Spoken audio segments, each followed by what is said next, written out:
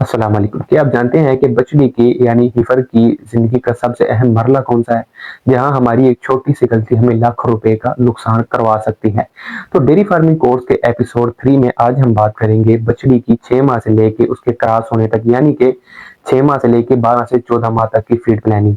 आज हम बात करेंगे कि वो कौन-सी ऐसी फीड प्लानिंग है जिसकी वजह से हमारी बछड़ी 2 साल की बजाय 12 से 14 माह में क्रॉस होगी और क्रॉस होते वक़्त बछड़ी का वज़न कितना होना चाहिए और 6 माह की बछड़ी का कितना वज़न होना चाहिए और पर डे इसको कितना वज़न गेन करना चाहिए और ये वज़न गेन करवाने के लिए इसकी खुराक क्या होगी, इसकी बेहतर खुराक क्या होगी और कौन से ऐसे मिनरल आपने ज़हन-नशीन करने हैं जो आपने लाज़मी इसकी फीडिंग में ऐड करने हैं ताकि इसका कंज्यूमिंग रेट इंक्रीज़ हो।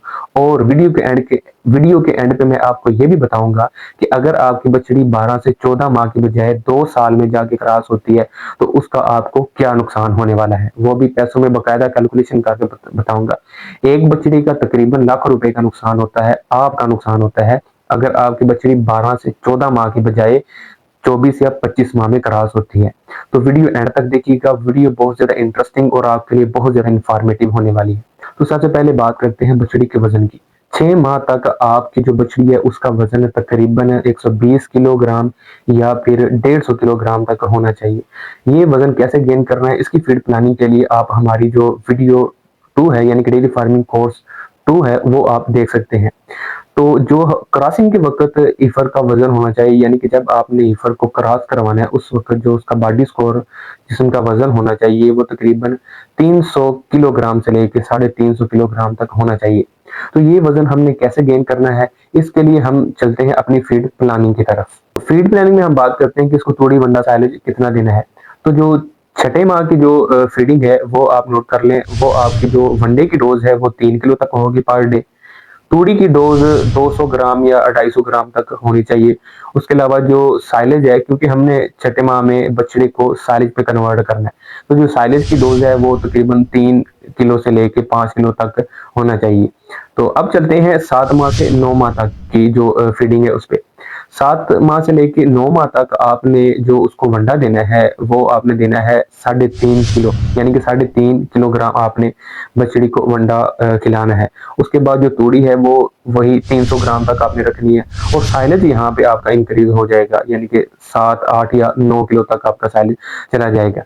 तो ये थी 9 माह तक की जो आपकी जो फीडिंग है वनडे का और तूड़ी का साइलेज का सिस्टम। उसके बाद चलते हैं 10 माह से लेके 12 माह तक यानी कि 10, 11, 12 3 माह तक की जो फीडिंग है उसमें जो वंडा है वो आपका 4 किलो तक हो जाएगा यानी कि वनडे की जो डोज़ है वो आपने इंक्रीज कर देनी है। उसके बाद जो तूड़ी है उसकी वही डोज़ रखनी है 350 तक आपने कर देनी है, 300 से 350 ग्राम तक आपने तूड़ी कर देनी है। उसके अलावा जो साइलेज है उसको भी जो है ना आपने इंक्रीज कर देना, जम करवा देना, वो भी आपका तकरीबन 13 से 15 किलोग्राम तक हो जाना चाहिए। अगर आप इस फीड प्लानिंग के साथ चलते हैं तो इंशाअल्लाह अज़ीज़ आपकी जो बछड़ी है 12 माह नहीं क्रॉस करेगी, 12 क्रॉस किए भी तो 14 माह से ऊपर नहीं जाएगी और इंशाल्लाह क्रॉस हो जाएगी। अगर 14 माह की तरफ जाती है तो आपकी यही फीड प्लानिंग होगी, थोड़ी-थोड़ी सी इंक्रीज कर देनी है। तो अब चलते हैं उन खास मिनरल्स की तरफ जिनका आपने खुसूसी ख्याल रखना है, वो आपकी बछड़ी की फीडिंग में लाज़मी ऐड होने चाहिए। तो मिनरल में सबसे पहले आता है ज़िंक। ज़िंक आपने लाज़मी ऐड करना है, कॉपर ऐड करना है, मैंगनीज़ ऐड करना है, सेलेनियम और आयोडीन। ये जो 5 मिनरल हैं इनका आपने खुसूसी ख्याल रखना है। ये किसी भी मिनरल मिक्सचर में मौजूद होंगे, आप कोई सा भी अच्छा या इम्पोर्टेड मिनरल जो वो आप लेंगे उसमें आपको ये मिल जाएंगे। इनका आपने खुसूसी ख्याल रखना है। यही वो मिनरल हैं जो आपकी जो बछड़ी है उसकी कंसीविंग रेट को बढ़ाएंगे और आपको क्रॉस करवाते हुए मसला नहीं आएगा। तो अब हम बात करते हैं कि अगर हमारी बछड़ी 12 से 14 माह की बजाय 24 से 25 माह में क्रॉस होती है तो उसका आपको क्या नुकसान होगा। देखिए पहला नुकसान तो आपको वक्त का हो रहा है, टाइम बहुत ज्यादा जरूरी है। जितनी भी कॉर्पोरेट डेयरी है, ये बड़े डेयरी फार्मिंग है, वो सबसे पहला जो अपना मुनाफा देखते हैं, अपनी बचत देखते हैं, वो है उनका टाइम। आपने अपना टाइम बचाना है। अब देखें टाइम कितना बचा है। अगर आपकी बछड़ी 12 माह में क्रॉस होती है तो वो 21 माह बाद आपको दूध देना स्टार्ट कर देती है। अगर आपकी बछड़ी क्रॉस ही 24 माह में होती है तो वो फिर आपको दूध देना स्टार्ट करेगी जनाब 33 माह 32 माह बाद। यानी कि ये जो दरमियान का वेस्टेज, इसको मैं वेस्टेज टाइम कहूंगा, जो आपको जाया होने वाला वक्त है 1 साल का बनता है। अब जो 1 साल का वक्त है इसमें से हम सिर्फ लैक्टेशन पीरियड को उठा लेते हैं, हम 7 से 8 माह उठा लेते हैं। उसमें हम सबसे पहले बात करते हैं दूध की। अब अगर आप पर लैक्टेशन का होल्स्टीन फ्रीजियन क्रॉस की जो गाय है उसका आप दूध देखें तकरीबन 3200-3300 लीटर बनता है पर एक लैक्टेशन, पहली लैक्टेशन का। तो अगर आपकी एक लैक्टेशन का दूध 3300 लीटर है, उसको आप मल्टीप्लाई करें दूध के रेट के साथ, 3300 मल्टीप्लाई 200 करें, वो बनता है तकरीबन 6,60,000 रुपया।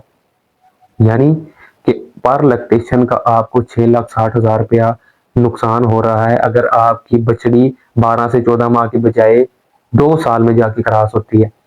सिर्फ ये नुकसान नहीं है, आगे चले अब जो वो टाइम है उसमें उसने खाना भी तो है ना, यानी कि 12 माह से लेके 24 माह तक एक साल में उसमें कुछ ना कुछ खाना तो है, आपका वक्त भी लेना है। आप अगर देखिए अगर आप सारी चीजें ऐड करेंगे तो नुकसान बहुत ज्यादा आप कैलकुलेट करेंगे। हम सिर्फ फीडिंग का कर लेते हैं, चारे का कर लेते हैं, एस्टिमेट अगर लगाएं तो 70-80 हजार रुपया बन जाता है।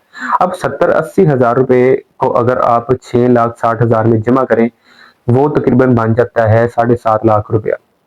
7.5 लाख रुपया आपका एक जानवर आपको नुकसान देता है अगर वो 12 से 14 माह के बजाय 24 से 25 माह के अंदर क्रॉस होता है।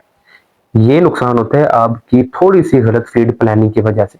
ठीक है, तो इसमें हमने ना इन्वेस्टमेंट को कैलकुलेट किया है, ना हमने कैलकुलेट किया आपके फार्म के खर्चे को, किराए को, लेबर कॉस्ट को, कुछ भी नहीं किया, सिर्फ चारे की कॉस्ट निकाली है और आपका जो दूध है उसकी कॉस्ट निकाली है, तो आपको इतना बड़ा लॉस होता है। अब अगर आपके फार्म पर 10 जानवर ये काम करते हैं तो आप नुकसान देख लें, 70 लाख रुपए का आपको एक साल में नुकसान होता है अगर आपकी बछड़ी 12 से 14 माह के बजाय 24 से 25 माह में जाके क्रॉस होती है।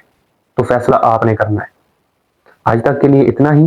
नेक्स्ट एपिसोड में हम बात करेंगे कि बछड़ी के क्रॉस होने से लेके उसके क्लोज अप पीरियड तक, क्लोज अप तक कौन सी फीड प्लानिंग करनी है। इंशाल्लाह हम मिलते हैं अगली वीडियो में। चैनल को सब्सक्राइब करिएगा, वीडियो अच्छी लगे तो वीडियो को लाइक कर दीजिएगा, ये इन्फॉर्मेशन अपने दोस्तों तक भी शेयर करिएगा। अल्लाह हाफिज।